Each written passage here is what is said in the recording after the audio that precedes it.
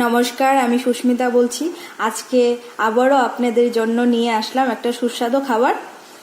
তো আমাদের লাগবে হচ্ছে চিকেন, একটা বড় সাইজের পেঁয়াজ, তারপর হচ্ছে আদা আর কাঁচা লঙ্কা।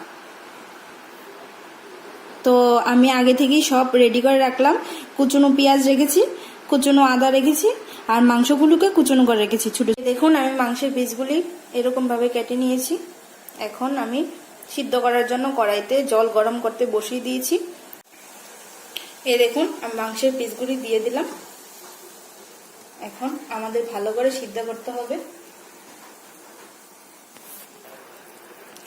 এখন দিয়ে দেব একটু লবণ, একটা কাঁচামরিচ,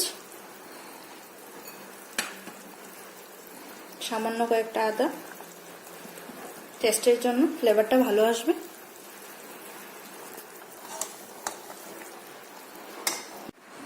এই দেখুন, আমাদের মাংস বয়েল হয়ে গেছে।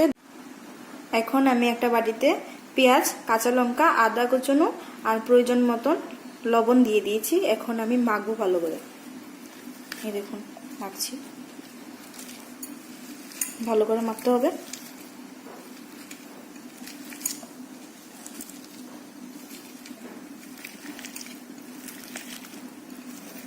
মাখানো হয়ে গেলে ভালো করে আমি মাংসগুলিকে দিয়ে দেব। আমাদের রেডি হয়ে গেছে মাখা। এবার মাংসগুলোকে দিয়ে দেব। এবার একসাথে আমি মেখে নেব মাংসগুলোকে।